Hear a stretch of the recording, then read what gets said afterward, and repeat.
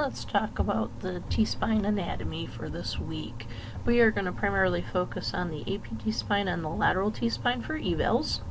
So with the AP T-spine, some techs will do these standing up, some techs prefer to lay the patient on the table. So depending on who you're working with, you can do it either way, it doesn't matter.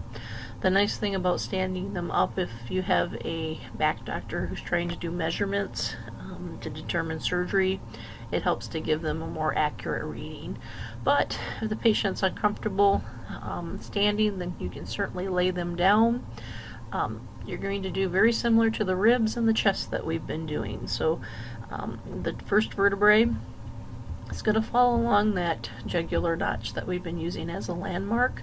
So you want to come about an inch above that, so you're centered at T7. You can collimate down, so you're going to use the 14 by 17 lengthwise, but you can collimate down to about 5 inches for the width. Keep it open to the full 14 inches for lengthwise. Technique, I prefer to use about 80 kVp. You can certainly give them a lead apron, so you can see here on the table they provided them with a lead apron for the lower portion. And you're going to use the bucky, so you have your grid, 40 inches to the bucky. When we take a look at this landmark, you can see here T1 is right below that. You can feel the prominence of the C7 sticking out, so that spinous process, and you can actually feel those along the patient's back. So use that as a guide when you're centering them to make sure that they're nice and straight on the table. So here we have 3 to 4 inches below the jugular notch, but again, if you come about 1.5 inches above the jugular notch, then you'll be fine with your centering. It'll fall about T7. So here we take a look. You have all the way down, you can see the ribs and where they join in the costotransverse joints.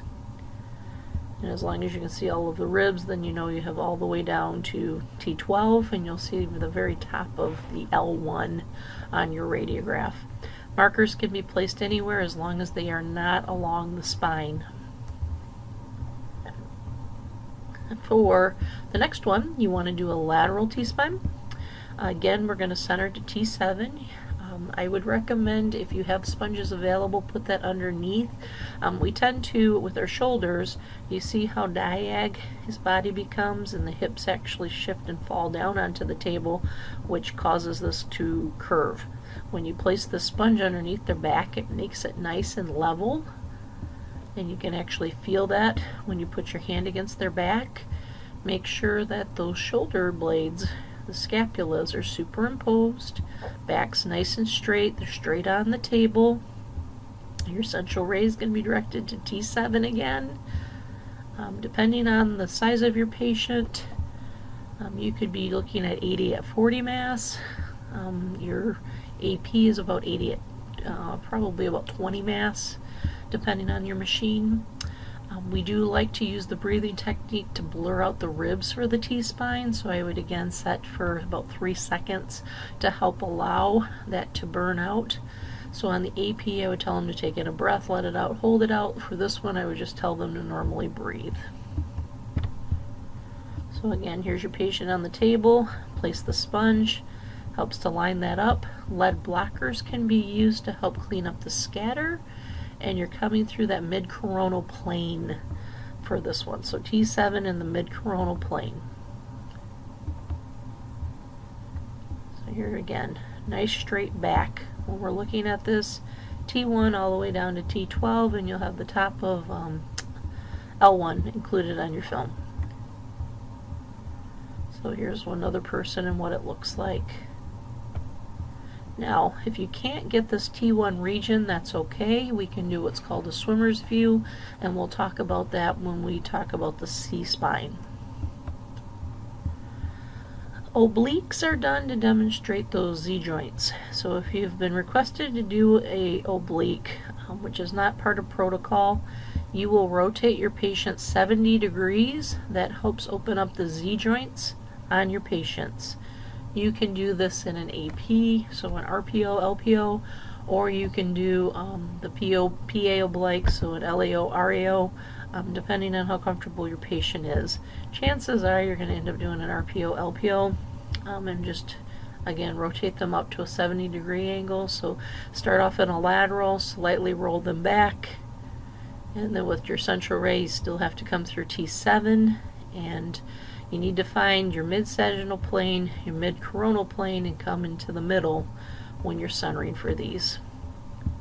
So it'll look something like this. If you decide to do them upright, your patient will look like this, very similar to the chest x-ray, where we're raising one arm above the head. So this would be for your swimmer's view. So if you're not getting the T1 or C7, you can do a swimmer's and extend that to a 14/17 for this one. Center directly like you would for the transthoracic, and that should help clear up that region so that you're able to see. So here's what those obliques will look like, and again, you're doing these to open up those Z joints. But for this week's eval, concentrate on the AP and the lateral, because that's what we're going to end up doing for lab this week.